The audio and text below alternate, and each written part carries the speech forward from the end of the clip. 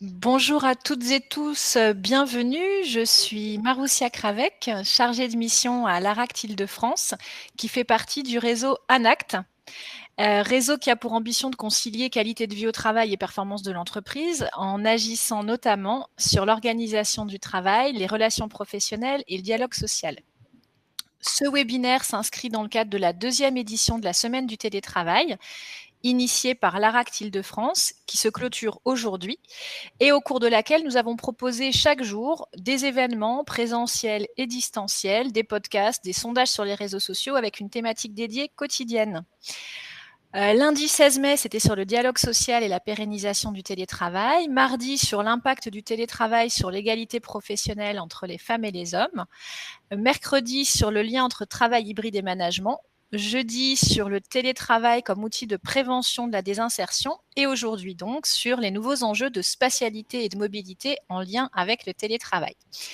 Si vous n'avez pas pu participer à nos différents événements, pas d'inquiétude, vous retrouverez toutes les ressources ainsi que celles qui vont vous être présentées aujourd'hui et bien d'autres sur notre centre de ressources dédié télétravail-idf.fr. Nous allons aujourd'hui aborder un enjeu crucial, mais que nous n'avons pas forcément beaucoup l'habitude de traiter au sein du réseau ANACT-ARACT, le lien entre télétravail et mobilité. Pour ce faire, nous avons le plaisir d'accueillir Jérémy Almosny. Bonjour. Bonjour. Qui est directeur régional de l'ADEME Île-de-France, l'agence de la transition écologique, et Amélie Clare, avocate associée de Covence Avocats. Bonjour Amélie. Bonjour. Alors avec vous, nous allons nous intéresser aux impacts du télétravail sur la mobilité, sur les déplacements, ainsi que sur les effets du télétravail sur l'environnement. Nous allons aussi voir comment négocier et mettre en place un accord mobilité durable dans son entreprise.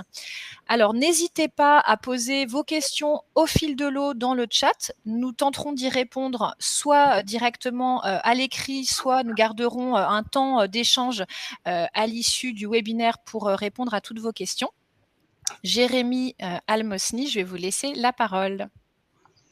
Merci Maroussia. Bonjour à toutes et à tous et ravi de pouvoir participer à cet échange autour du télétravail. Effectivement, à l'ADEME, nous avons conduit une série d'études, d'acquisition de connaissances autour du télétravail et ses effets sur le plan environnemental. Nous avons déjà, dès 2015, enclenché une série d'enquêtes, d'études permettant d'évaluer les impacts du télétravail sur les distances domicile-travail. Et puis, nous avons continué à travailler sur le sujet, tant de par notre stratégie RSE en interne, aussi bien que de par les études complémentaires qu'on a réalisées sur les effets rebonds du télétravail. Et c'est bien l'objectif de ma présentation de ce matin.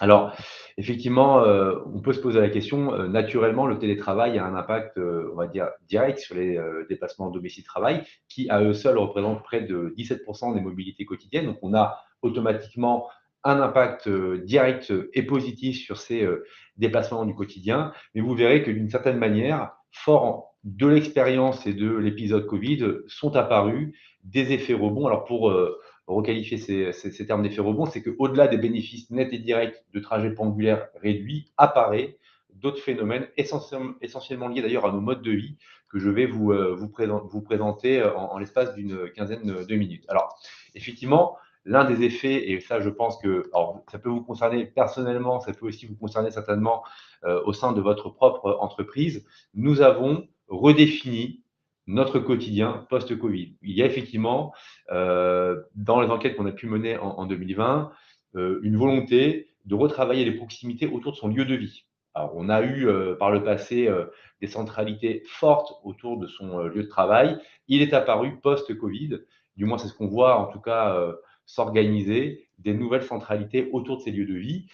Juste un exemple très concret, pour 75% des Français, leur lieu de consommation sont les grandes et moyennes surfaces. Post-Covid, pour des télétravailleurs aguerris, si je puis dire, c'est près de 55% d'entre eux qui préfèrent aujourd'hui se tourner vers des commerces de proximité de type épicerie, supérette, et déplacent finalement ces temps du week-end où on partait à la grande surface sur des temps en semaine au profit des commerces de proximité. Alors, c'est intéressant de voir finalement que on a eu ces télétravailleurs aguerris qui connaissent leur environnement. On a eu ces primo-télétravailleurs qui ont découvert le télétravail pour la première fois post-Covid. Et on voit que finalement, si ces primo-télétravailleurs se tournent, je ne vais pas dire se déforment, mais se transforment en un profil de télétravailleur aguerri, il est possible que ces mêmes primo-télétravailleurs privilégient à moyen long terme tout ce qui est service du quotidien autour du lieu de vie, donc de nouvelles centralités autour des lieux de vie. Nous avons également un phénomène assez intéressant qu'on a pu observer dans le cadre d'enquêtes, c'est les changements de pratiques de mobilité. Qui dit nouvelle centralité veut dire proximité, et qui dit proximité veut dire certainement des modes de transport et de déplacement favorables au mode actif, c'est-à-dire le recours à la marche ou encore au vélo. Et là aussi, lorsqu'on sonde des télétravailleurs, on voit que, lorsqu'on sonde les télétravailleurs, on voit que le recours au mode actif lorsqu'on est un télétravailleur en zone urbaine est quelque chose qui s'est intensifié. Lorsqu'on est un primo-télétravailleur en zone urbaine, on voit que là aussi, le recours à la fois au transport collectif ou au mode actif s'est également intensifié. En revanche, quand on parle d'effet rebond, là, je vous donne beaucoup d'effets rebonds positifs. Il y a aussi l'effet rebond négatif. Le fait d'avoir plus de temps chez soi, ça engendre aussi, chez beaucoup de télétravailleurs, une volonté potentielle de s'éloigner. Pour des raisons de qualité de vie, pour des raisons de bien-être, pour des raisons aussi de coût. Donc, s'éloigner de son lieu de travail. Et là, lorsqu'on a mené cette enquête en juillet 2020, juste après le premier confinement, on voit que près de 44% des primo-télétravailleurs sondés se disent maintenant que je suis dans la famille des télétravailleurs, je me projette et je me donne comme option éventuellement de m'éloigner de mon lieu de travail.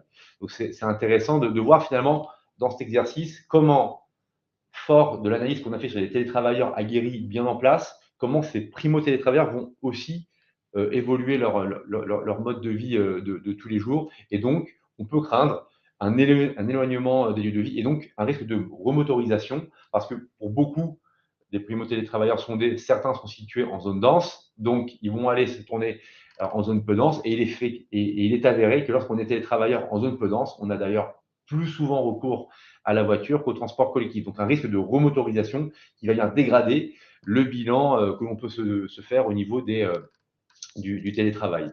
Et enfin, un dernier phénomène, c'est finalement les déplacements induits. On a nos déplacements propres, on a parlé de nouvelles mobilités quotidiennes, on a parlé de nouvelles centralités autour de ces lieux de vie, mais nous avons aussi nos modes de vie qui sont de certaine manière modifiés, en particulier la pratique du e-commerce qui s'est largement déployée pendant la crise sanitaire. Alors, on a fait cet exercice, effectivement, on peut dire, tiré un peu par les cheveux, de corréler le télétravail et l'évolution de la pratique du e-commerce. Cependant, on voit que on a cet effet mémoire, cet effet hystérésis d'une pratique du e-commerce qui va se prolonger lorsqu'on est télétravailleur, parce qu'on a aussi des organisations et des horaires qui sont telles qu'elles sont dessinées aujourd'hui. Et donc, ce recours au e-commerce engendre là aussi des déplacements complémentaires. Donc, on peut parler de livraison du dernier kilomètre à vélo, l'impact est moindre, mais on a aussi beaucoup de mobilisation de véhicules utilitaires légers qui viennent là aussi dégrader nettement le bilan écologique. Donc, une fois qu'on a fait cela, on s'est justement prêté à un exercice de modélisation. On a quantifié de manière qualitative, on a sondé, on a apporté quelques points de repère sur qu'est-ce qu'on cherche à regarder et on a essayé de quantifier en modélisant l'ensemble de ces effets. Donc, on a déjà travaillé, comme je vous l'ai dit, en 2015 sur l'effet direct modal. Je télétravaille, je réduis mes trajets pendulaires domicile-travail. Quel est l'effet que ça génère, étant donné que nous sommes en France tributaires pour 70% de la voiture pour ces trajets quotidiens. Donc, automatiquement, on va avoir des effets extrêmement positifs. Le calcul, il est très simple. On est parti à peu près sur un jour de télétravail hebdomadaire et par an, par salarié, c'est une économie de 271 kg de CO2. Donc, c'est une quantité importante qui nous servira de base ensuite pour évaluer justement ces fameux effets rebonds. Donc, on a un bénéfice de 271 kg de CO2, mais modulo l'effet de relocalisation, l'effet de nouvelle mobilité, l'effet de bien d'autres phénomènes, quel va être finalement le solde final du bénéfice du télétravail. Alors, je vous ai également, je crois que c'est Maroufia l'a indiqué, dans le centre de ressources, vous pourrez avoir accès à l'ensemble de ces études qui rentrent davantage dans le détail et expliquent aussi la méthode. On n'aura pas forcément le temps de rentrer dans le détail de chacun de ces points. Mais sachez que à l'ADEME, cette étude qualitative que l'on a menée nous a permis aussi de définir une évaluation plus fine sur les déplacements évités. On a commencé à ajouter un premier effet rebond, c'est-à-dire on a évalué quels sont les impacts sur les déplacements du quotidien. Et on voit qu'en volume, c'est-à-dire en nombre de déplacements et en termes de distance parcourue, au global, nous avons quand même un effet de moins qui permettrait là aussi, et on l'a évalué à peu près à 3300 tonnes de CO2 équivalent économisés par semaine. Et si on prend le contingent de tous les télétravailleurs qui se sont engagés, en tout cas dans le télétravail pendant la période de confinement, ce serait à peu près l'équivalent d'une réduction de 1%, 1% de toutes les émissions de gaz à effet de serre émises par le parc routier automobile. Je le dis parce que c'est extrêmement intéressant de voir que sur des actions extrêmement diffuses, à faible coût, alors je dis à faible coût, il faut nuancer tout le matériel informatique, tout ce qu'il faut mettre en place, mais à faible coût pour la société, quand on compare les enjeux technologiques ou les investissements autour d'infrastructures, on a un effet direct de 2% des émissions de gaz à effet de serre générées par le parc automobile français pour à peu près un contingent de 17% de télétravailleurs. Donc, c'est pas négligeable. Alors, une fois qu'on a dit ça, on va rentrer maintenant un peu dans le modèle. Donc, on a effectivement une question, est-ce que le télétravail, c'est vraiment bon pour l'environnement? Donc, ça, c'est ce que je vous ai dit tout à l'heure. Moi, j'en suis entièrement convaincu, mais on s'est challengé. On s'est dit, voilà, est-ce que c'est vraiment le cas et dans quel cas de figure? Donc, on est parti sur cette valeur de base de 271 kilos d'équivalent CO2 par an, auquel on applique tous ces effets rebonds. Et donc, effectivement, dans ces effets rebonds, on a des effets rebonds dits négatifs, impactants, en particulier la chaîne modale qui va être modifiée parce qu'on peut avoir dans ces nouvelles centralités autour du domicile des nouveaux déplacements qu'on n'avait pas l'habitude de faire et qui vont avoir une incidence aussi sur le bilan global. Et puis, vous le savez, les enjeux de consommation énergétique, on chauffe au bureau et à la maison au même moment. Les enjeux également des visioconférences, il y a des flux, il y a des impacts du numérique sur l'écologie et on le sait, donc on a essayé de le quantifier. Mais en même temps, on a essayé d'évaluer d'autres effets rebonds positifs.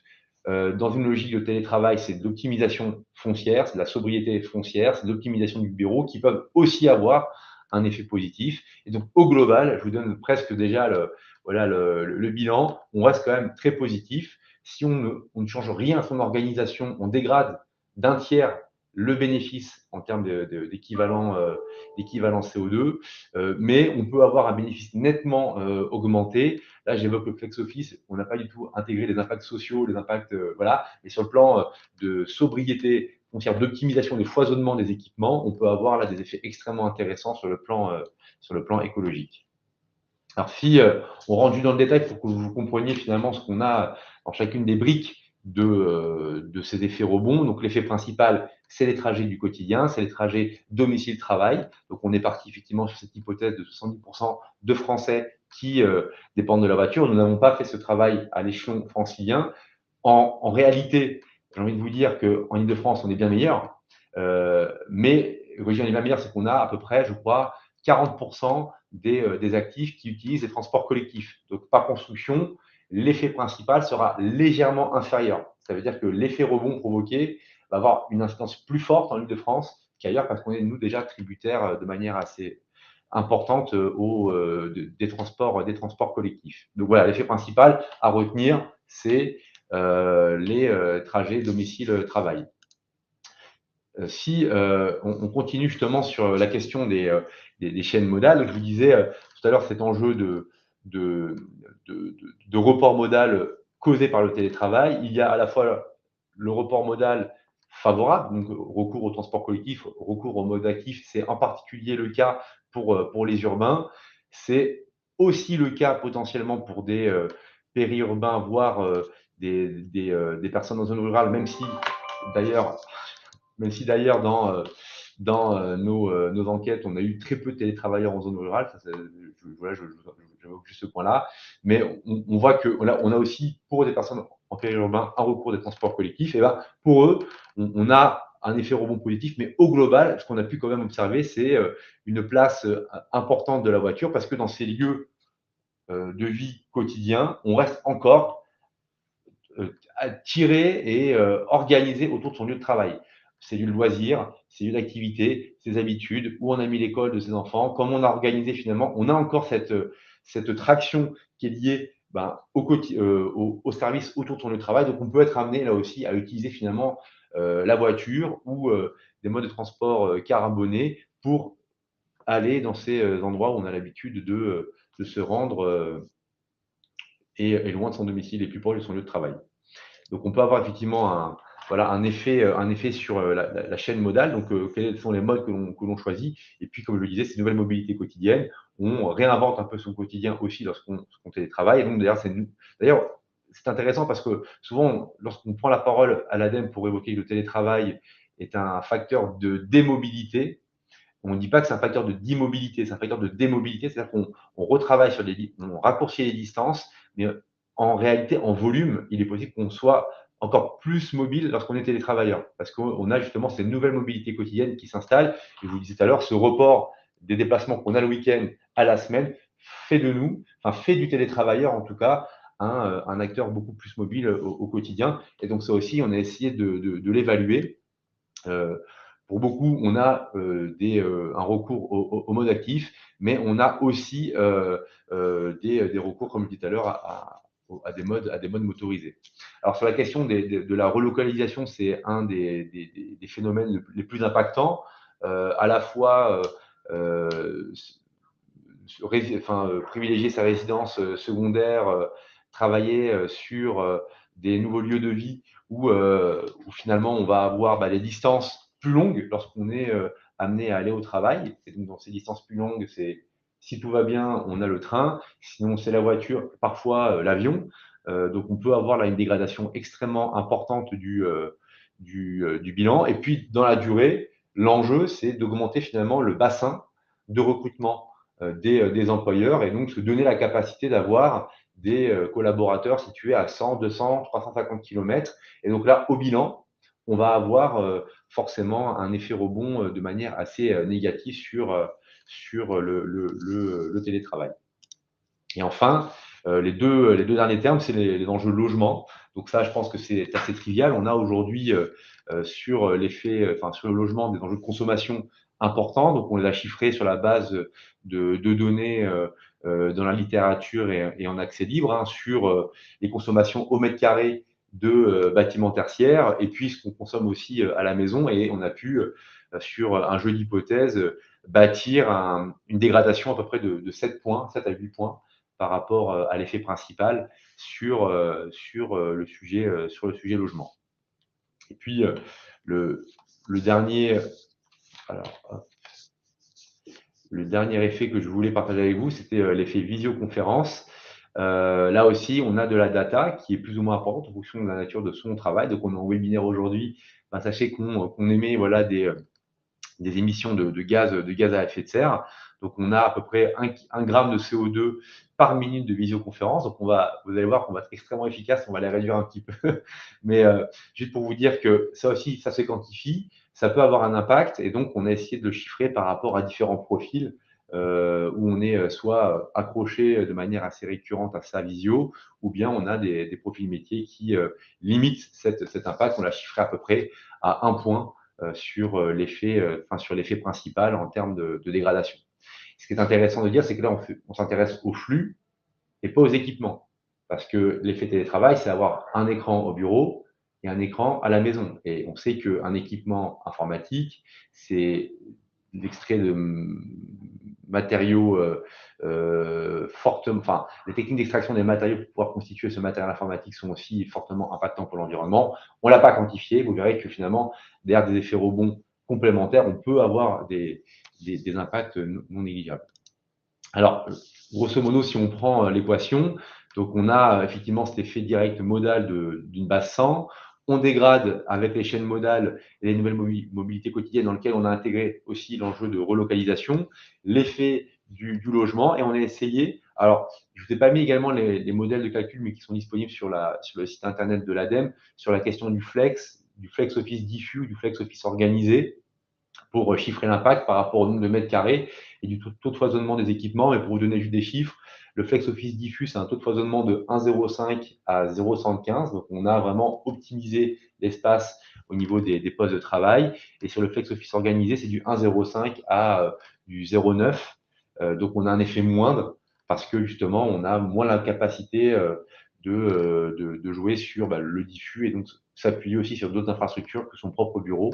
Donc voilà, on a tout cela. Et mis bout à bout, voilà, si on a l'ensemble des effets rebonds négatifs avec un flex office diffus organisé, on reste quand même sur une balance nette extrêmement positive du télétravail. Donc, à se poser la question, est-ce que le télétravail est bénéfique pour l'environnement? L'ADEME aujourd'hui, fort de ces études, prouve, du moins atteste clairement qu'il y a un effet positif du télétravail sur l'environnement.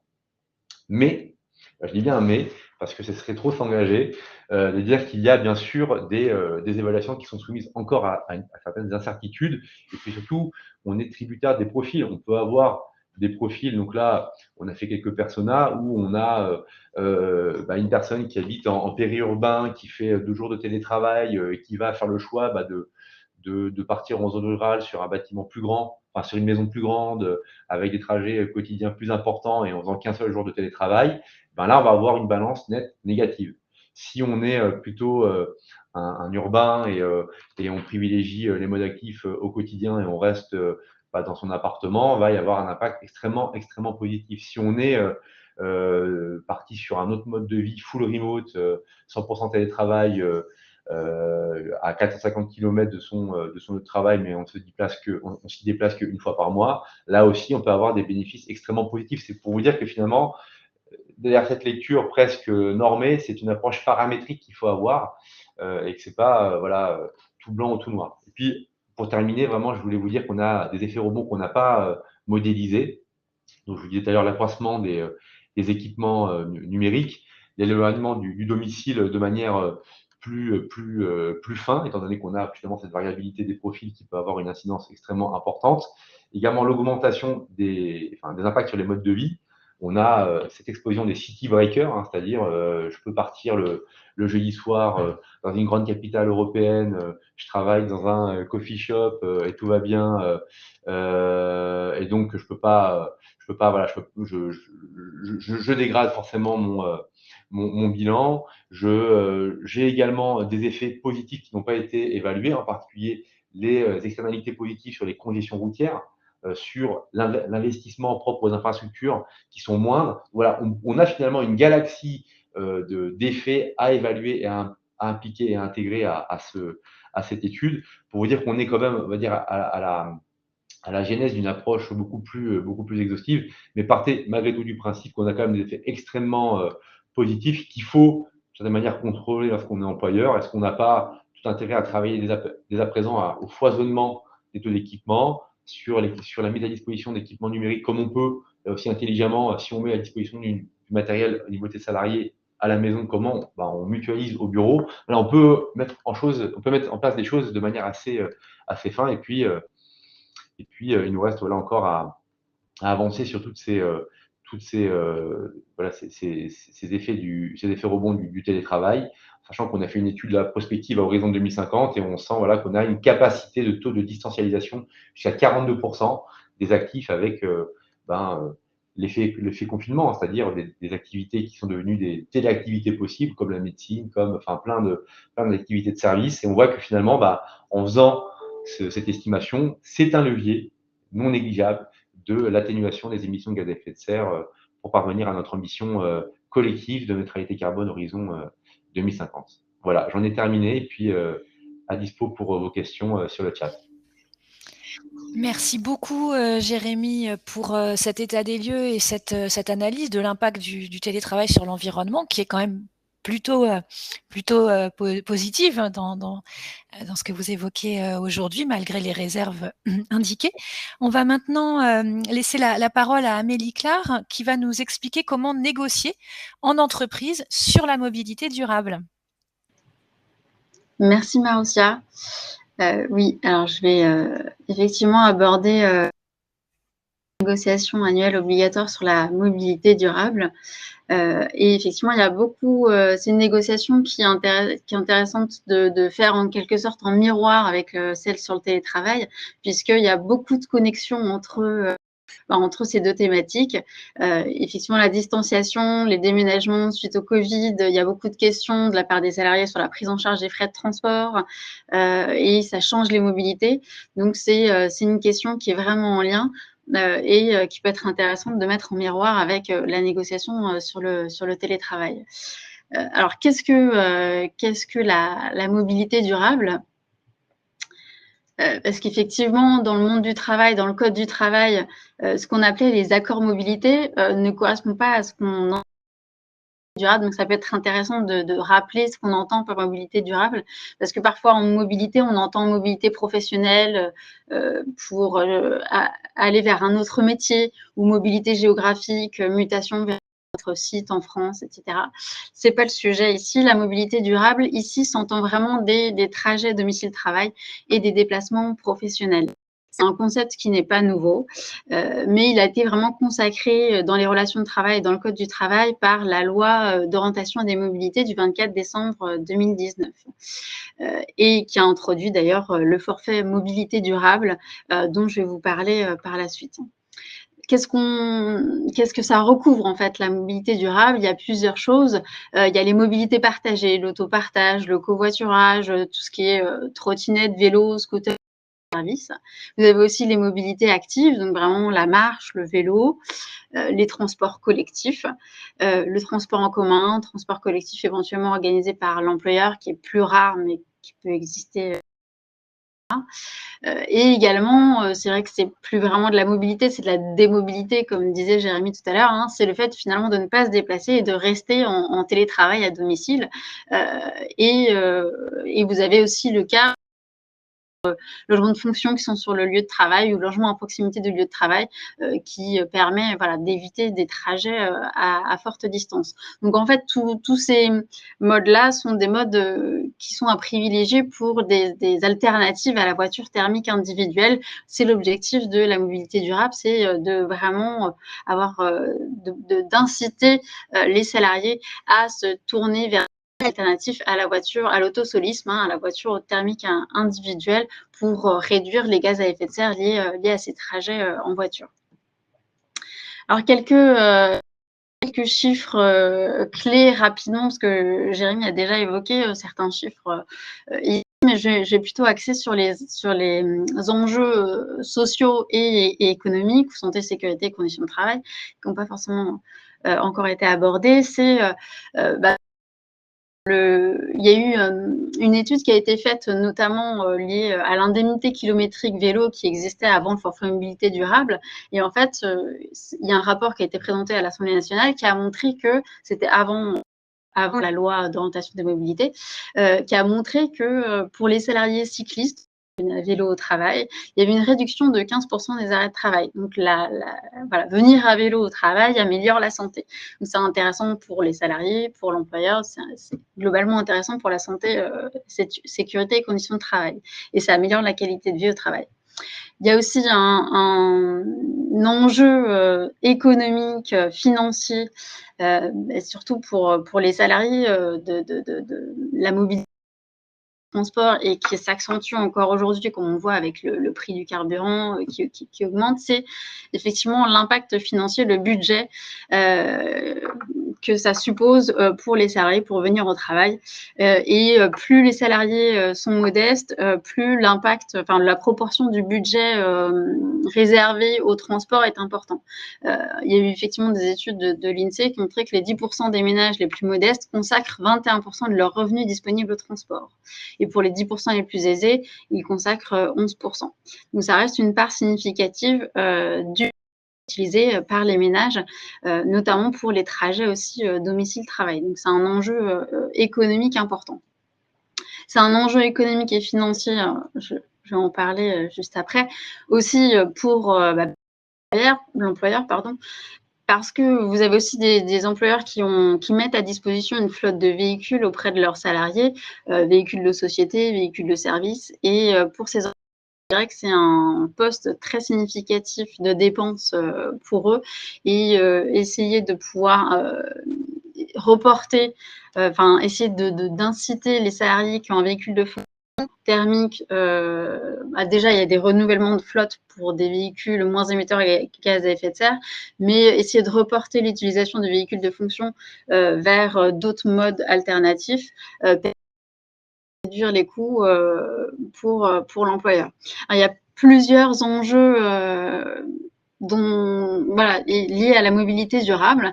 On parlait de l'amélioration de la santé des salariés, réduire le coût de la mobilité pour l'employeur, pour le salarié. Ça peut être aussi un enjeu de politique salariale. Pourquoi ? Parce que la législation, je vais vous en parler juste après, a prévu des régimes sociaux et fiscaux de faveur et des incitations sociales et des incitations financières pour justement inciter les employeurs, les salariés à changer de mobilité. Et du coup, en quelque sorte des forfaits, des primes auprès aux salariés, et ce qui peut être un moyen d'agir sur la rémunération des salariés tout en bénéficiant d'exonérations sociales et fiscales. Enjeux liés à l'environnement, mais ça, vous imaginez bien qu'effectivement, si on reporte si on reporte le mode de transport de la voiture vers des modes alternatifs plus vertueux, évidemment, on réduit les gaz à effet de serre liés au trajet domicile-travail. Donc, il y a des effets effectivement liés à la réduction et aux impacts environnementaux liés à ces trajets et ces transports, notamment on va en voiture au travail.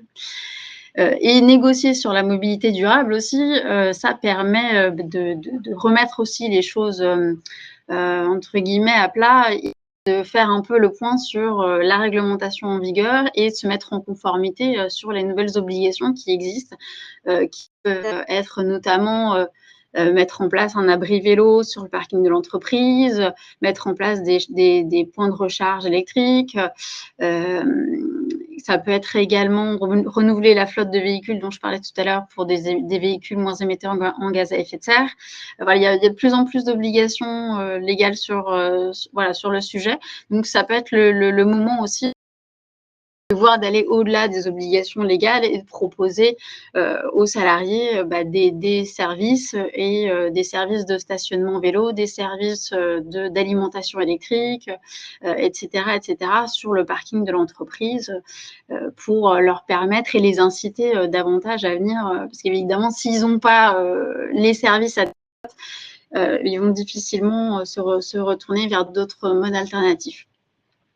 Ça peut être l'occasion de sensibiliser les salariés, le personnel sur toutes ces thématiques et tous ces impacts sociaux et environnementaux liés à la mobilité durable, donc améliorer la qualité de l'air, etc.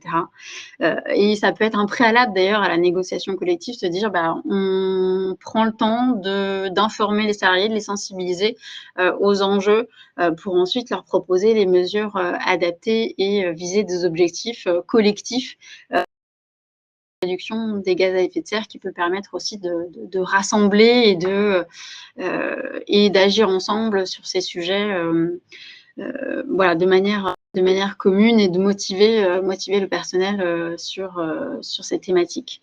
Et voilà, il y a cet enjeu aussi d'organisation du travail, puisque comme on l'a vu, finalement, le télétravail aussi a un impact bénéfique sur l'environnement. Donc, c'est aussi l'occasion, lorsqu'on négocie sur la mobilité durable, de repenser l'organisation du travail. Ça peut être poursuivre, accentuer le recours au télétravail dans l'entreprise.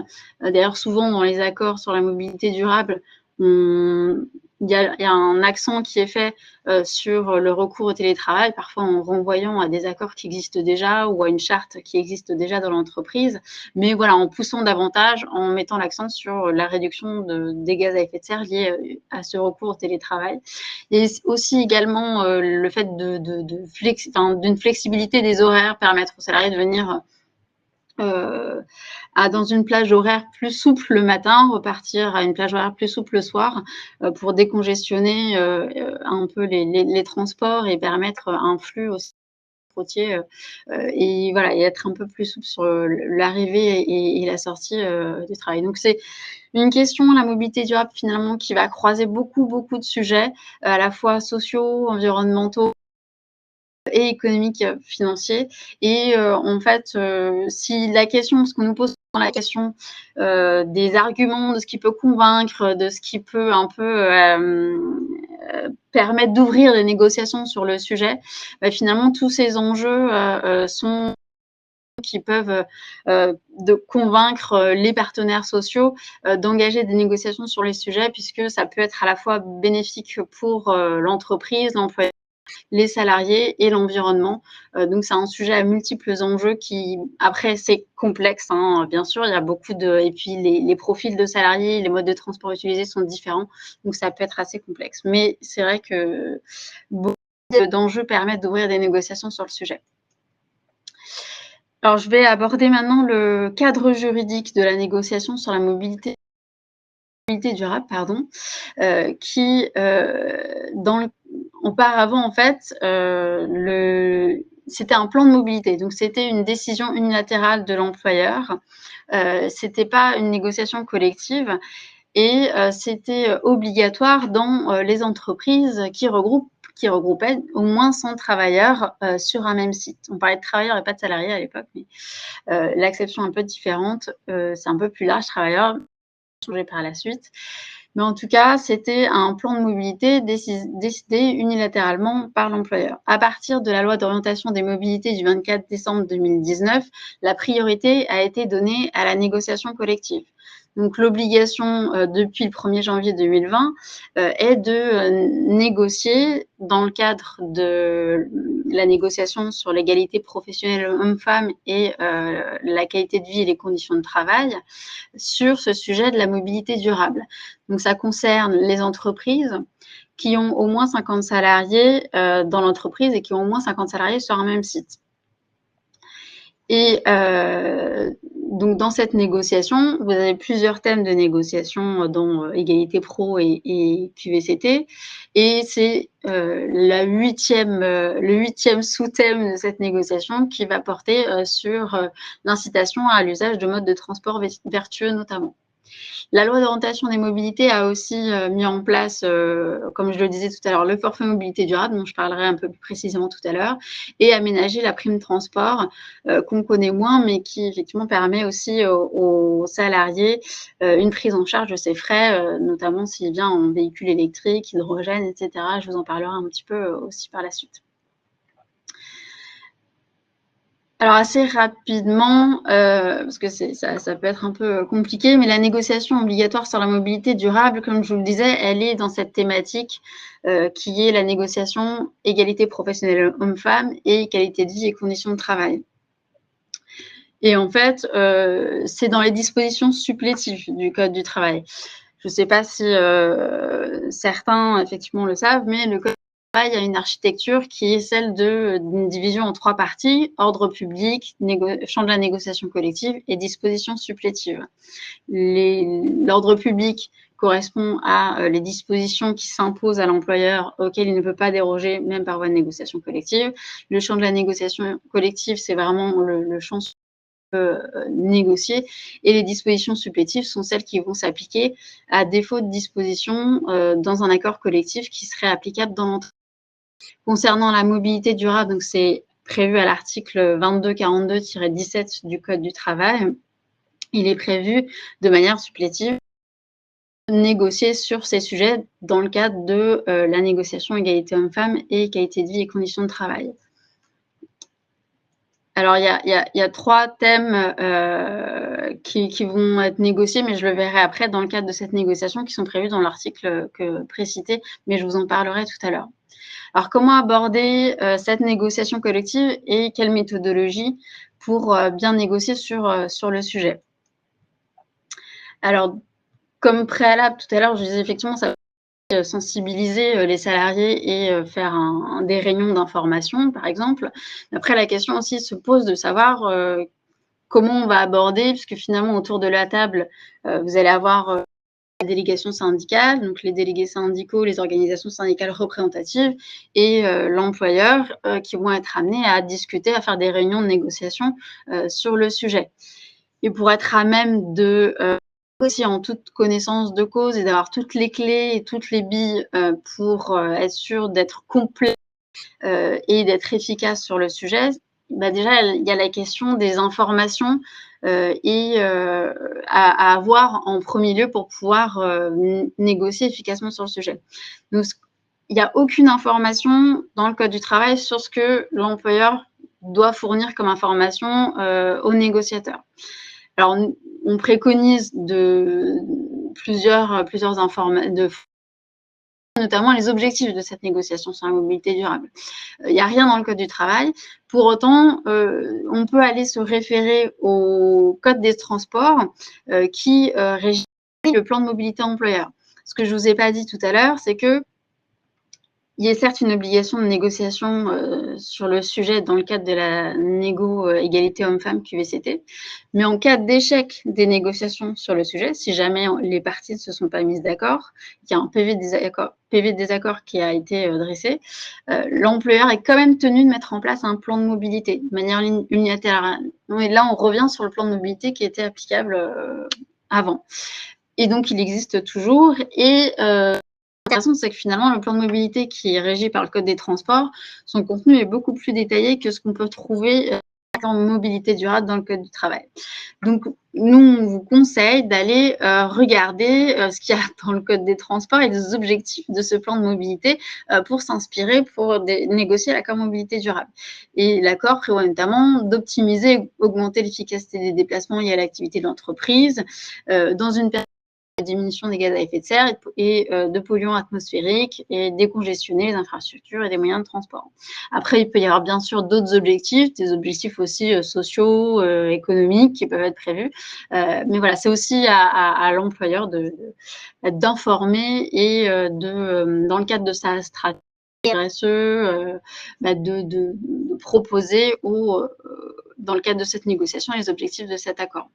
Une autre qui paraît aussi très importante dans le cadre des débuts de ces négociations, c'est l'état des lieux, le diagnostic de la situation de l'entreprise en matière de mobilité des salariés et qui correspond finalement à quelle est la photo à l'instant T de l'utilisation des modes de transport par les salariés, l'accessibilité au site, l'état du stationnement, voilà, donc c'est finalement et recueillir surtout les aspirations et les besoins des salariés en la matière.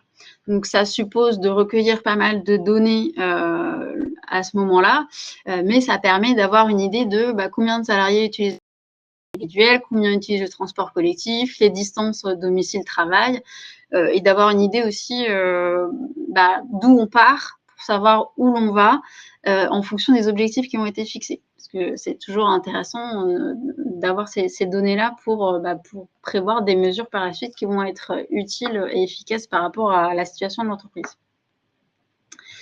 Une troisième aussi qui peut être intéressante à fournir, c'est le contenu du plan de mobilité qui est élaboré par l'autorité organisatrice des mobilités, qui normalement doit être fourni par cette autorité aux entreprises qui sont concernées par cette situation mobilité durable.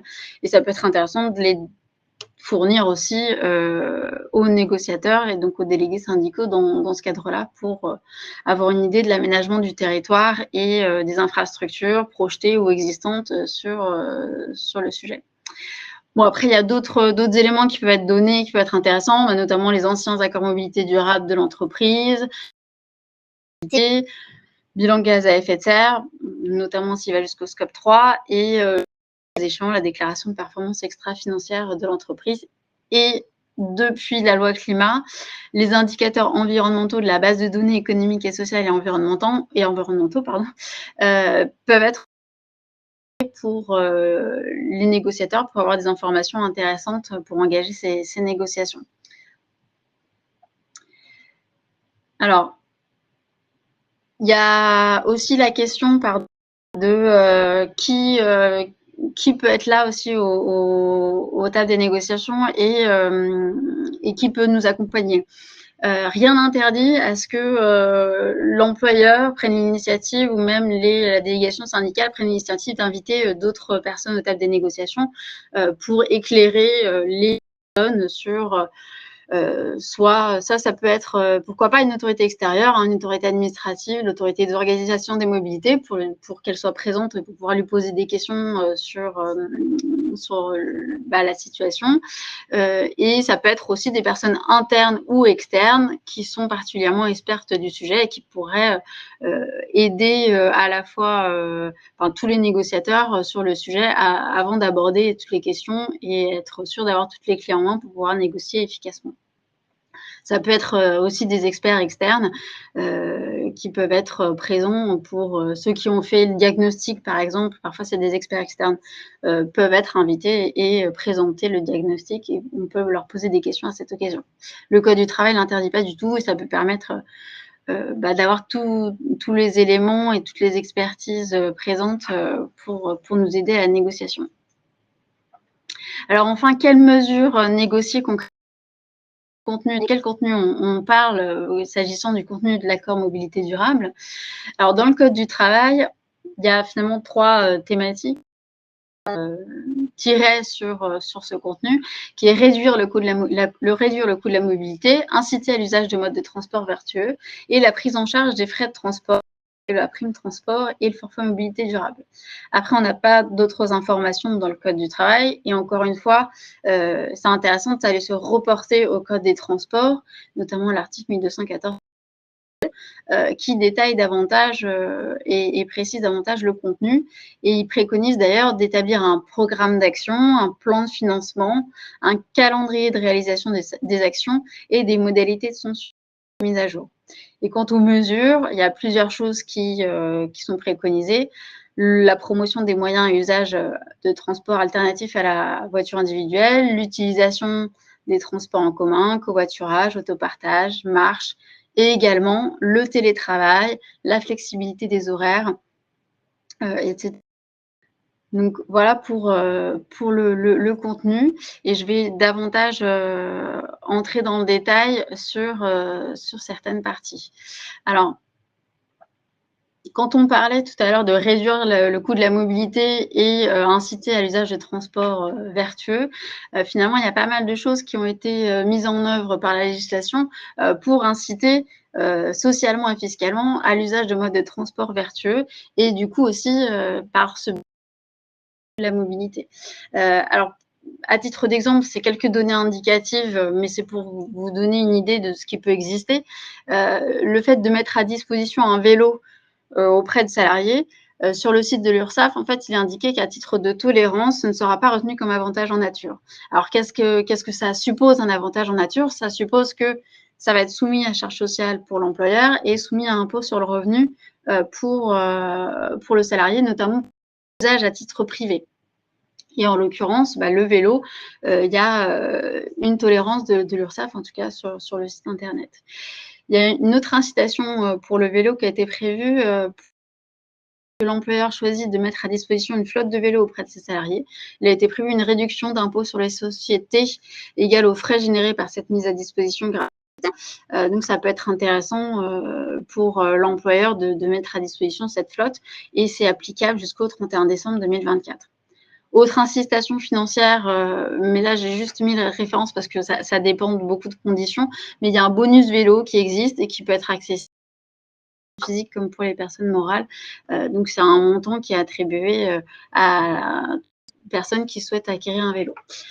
Pour les véhicules électriques ou faibles émissions de gaz à effet de serre, vous avez aussi des dispositions qui permettent d'inciter à l'utilisation de ce type de véhicule. Et pour que les employeurs mettent à disposition ce type de véhicule, il y a aussi des avantages qui ont été prévus, notamment liés à l'avantage en nature. Et l'avantage en nature sera évalué de manière moindre que si on mettait à disposition un véhicule thermique. Donc, c'est intéressant aussi socialement et fiscalement pour l'employeur comme pour le salarié. Et après, vous avez écologique, prime à la reconversion et prime au rétrofit qui existe pour inciter à l'achat de ce type de véhicule pour personnes physiques comme pour personnes morales. Plus particulièrement, donc, comme je l'accord mobilité durable, il faut aborder cette question de la prise en charge des frais de transport. Finalement, vous avez cette nouvelle prise en charge des frais de transport depuis la loi d'orientation des mobilités, qui est le forfait mobilité durable. Le forfait mobilité durable, qu'est-ce que c'est? Le fait pour l'employeur de pouvoir prendre en charge les frais de transport des salariés, mais que pour certains modes de transport. Le vélo avec ou sans assistance électrique, les engins de déplacement personnels motorisés depuis le 1er janvier 2022, ça va être trottinette électrique, gyropode, monoroue, etc. Le fait d'être conducteur ou passager en covoiturage et les services de mobilité partagés aussi, scooter en libre service, autopartage, etc., etc. Et aussi l'achat de tickets à l'unité, enfin, des transports collectifs. Donc, ça permet à l'employeur de prendre en charge tous ces frais de transport qui seraient engagés par les salariés. C'est limité, alors, s'exonérer de cotisations sociales et contributions sociales, exonérées d'impôt sur le revenu pour le salarié, dans la limite de 500 € par an par salarié. Donc, il y a effectivement cet avantage de régime social et fiscal et il y a un cumul qui est possible. Donc, comme vous voyez, là, on va réviser un peu les couleurs primaires. Si on prend les frais d'abonnement au transport public, donc jaune plus le forfait mobilité durable en bleu, on peut cumuler, ça nous donne du vert et ce cumul est exonéré socialement et fiscalement dans la limite de 600 € par an par salarié. Ça peut être intéressant puisque finalement, vous avez parfois des salariés qui vont à la fois utiliser le vélo, mais aussi prendre le RER, le métro. Et donc, ça permet de pouvoir cumuler les deux, même si le plafond de 600 € nous l'indique que ce n'est pas forcément très avantageux et ça peut rester limité en termes de prise en charge de frais. On peut aussi cumuler le forfait mobilité durable transport. La prime transport, qu'est-ce que c'est? C'est le fait de prendre en charge, comme je vous le disais rapidement tout à l'heure, les frais d'alimentation électrique, hybride, rechargeable ou hydrogène, mais aussi carburant. Carburant, ça va être moins avantageux parce que c'est exonéré socialement et fiscalement dans la limite de 200 € par an par salarié, alors que pour les autres, du coup, moins émetteurs en gaz à effet de serre, ça va être limité, l'exonération à 500 € par an par salarié. Donc voilà, ces modes de prise en charge sont à négocier lors de l'accord sur la mobilité durable et ça peut être un moyen aussi de réduire le coût de la mobilité pour les salariés.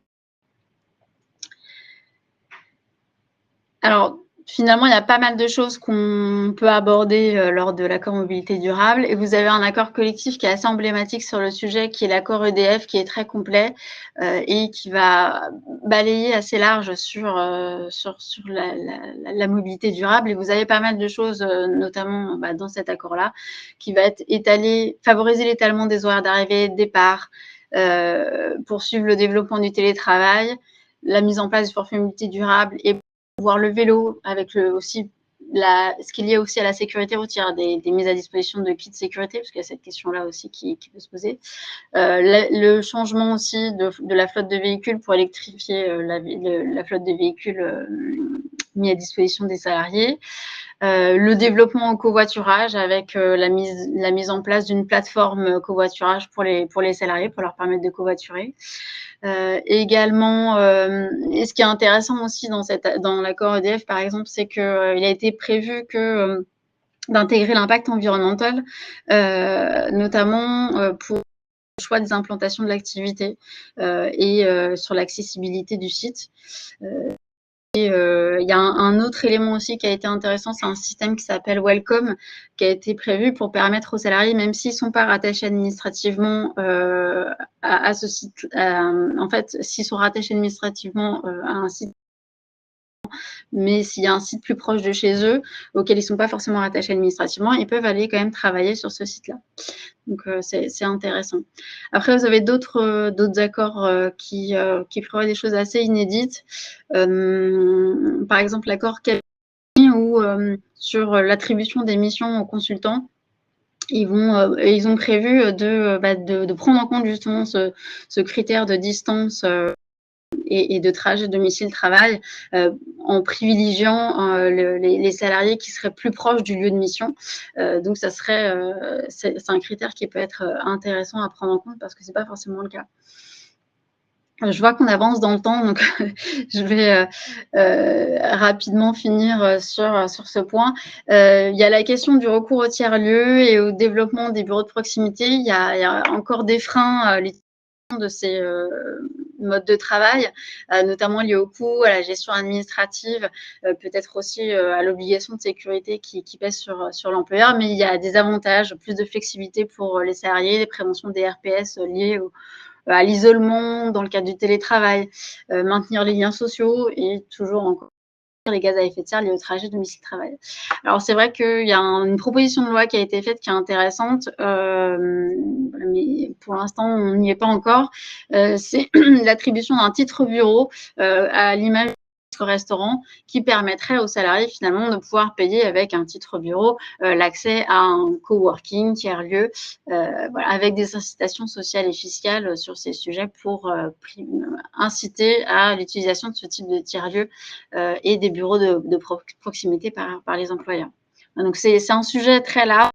Donc, on pourra en parler très longuement, mais je vais m'arrêter parce qu'il y a sans doute des questions auxquelles il faut répondre maintenant.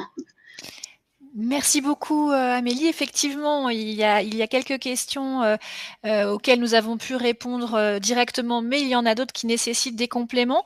La première question s'adresse plutôt à Jérémy. Donc, question de Christelle. Comment faire pour collecter les bonnes données? Existe-t-il des entreprises spécialisées sur l'évaluation du bilan CO2, les mobilités, etc.?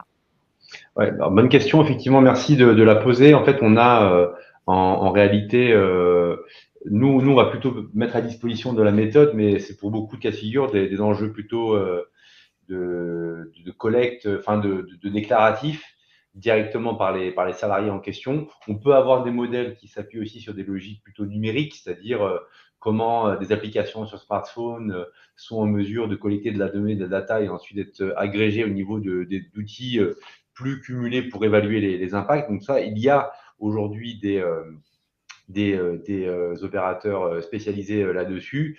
Je vais en citer quelques-uns. 1 kilomètre à pied accompagne sur ces sujets. On a,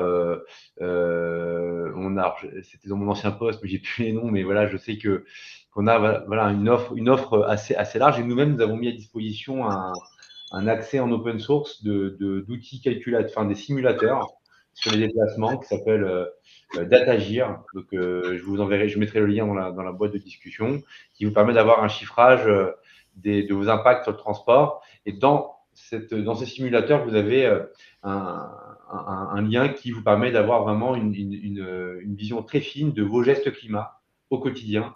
Et donc là, c'est du déclaratif poste par poste. Donc là, vous pouvez en faire un vrai outil de simulation interne à votre équipe, comme un outil de management de la RSE, étant donné que c'est assez responsive. On peut le faire sur téléphone, on peut le faire de manière assez naturelle, mais on peut faire tout cela. Mais il y a souvent quand même un enjeu d'implication des collaborateurs pour faire du déclaratif, mais les méthodes existent et les professionnels qui peuvent vous accompagner sont aussi clairement en place pour vous aider. Peut-être qu'il y en a certains qui sont connectés, donc n'hésitez pas aussi à proposer vos services si tel est le cas.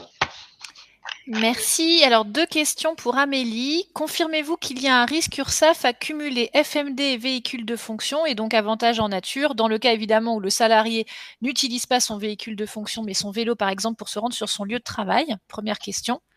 Je vous laisse y répondre, Amélie, et puis je vous poserai la deuxième. Ah, on ne vous entend pas. Pardon, excusez-moi. Là, c'est bon? C'est bon. Ok, oui, j'avais pas activé le micro.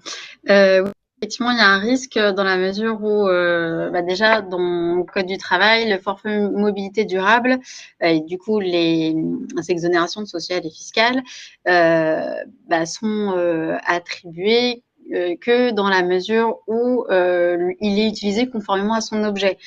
Ça veut dire que ça suppose que le salarié utilise bien les modes de transport prévus par le forfait mobilité durable. Donc, si on a un véhicule de fonction, en principe, c'est qu'on va utiliser son véhicule de fonction pour venir au travail. En l'occurrence, si on utilise son véhicule de fonction, ça veut dire qu'on n'utilise pas les modes de transport prévus par le forfait mobilité durable. Donc, c'est vrai qu'il existe un risque. Donc, soit ça veut dire, si on utilise son vélo pour aller au travail et qu'on veut bénéficier du forfait mobilité durable, ça suppose de abandonner le véhicule de fonction pour choisir entre les deux. Alors après, je sais qu'il existe, mais c'est pas juridiquement encadré. Une pratique qui est d'attribuer un crédit mobilité aux salariés qui ont un véhicule de fonction, une sorte de compensation financière pour abandonner leur véhicule de fonction pour utiliser des modes alternatifs et ça peut être l'autopartage ou autre et ça d'avoir une compensation financière en lâchant son véhicule de fonction, mais c'est pas encadré juridiquement. Une question sur les perspectives temporelles, enfin le calendrier, je suppose, pour le titre bureau. Alors, aucune idée. Je ne sais pas. C'est une proposition de loi qui date de l'année dernière et je ne sais pas du tout. Mais c'est vrai que le sujet revient régulièrement dans les débats. Donc, faut espérer que, je ne sais pas, dans l'année à venir, ça revienne, mais je ne sais pas du tout. D'accord. Alice qui signale aussi beaucoup de freins constatés chez les clients pour les applis qui remontent la data. Donc ça, c'était plutôt en réaction, je pense, à ce qu'indiquait Jérémy. Alors, il y avait aussi une question à laquelle j'ai répondu, mais peut-être une confirmation orale serait la bienvenue à Francesca sur à partir de combien de salariés cette négociation est-elle obligatoire? Alors, c'est à partir de 50 salariés sur un même site. 50 salariés plus. Voilà. Moi, j'avais une question aussi, enfin en tout cas une question-réaction. C'est vrai que la négociation de mobilité est intégrée dans les accords EGAPRO QVCT qui sont déjà des accords avec une quantité d'éléments à négocier et on voit bien qu'il y a un lien ténu entre mobilité et télétravail. Est-ce que ce serait pas plus facile pour les entreprises de négocier conjointement télétravail et mobilité et donc de sortir la négo mobilité de l'accord EGAPRO QVCT? Alors, c'est une bonne question. Alors, c'est toujours faisable, hein, c'est toujours possible parce que, comme je vous disais tout à l'heure rapidement, dans le champ de la négociation collective, le Code du travail prévoit, on peut aménager de la NAO sur égalité professionnelle et QVT et on peut sortir du coup la mobilité durable pour l'aborder dans une autre thématique. Après, j'ai peut-être quelques doutes. Alors, est-ce que la négociation sur le télétravail est quand même très très large et il y a beaucoup de choses qu'il faut aborder lors de cette négociation et de durable. Donc, je me dis ça peut être peut-être compliqué dans la mesure où c'est deux sujets de négociation qui sont très conséquents, mais c'est vrai qu'il y a forcément des liens. Donc, c'est intéressant en tout cas de les mettre en lien. Après, est-ce qu'il faut aborder les deux en même temps? Je ne sais pas. Je pense que ça serait compliqué en après, bien sûr qu'il faut pouvoir faire des liens et des ponts entre ces deux négociations collectives. Oui, c'est vrai que nous, dans les PME, hein, notamment dans les accords télétravail qu'on a pu étudier, la question de la mobilité n'est jamais abordée. Donc, il me semble qu'il y a vraiment quelque chose à creuser à ce niveau-là. Les travail, la question de la prise en charge des frais de transport est souvent abordée et du coup, on a aussi un lien avec la mobilité durable. Est-ce qu'il y a d'autres questions? Non, je pense qu'on a fait le tour.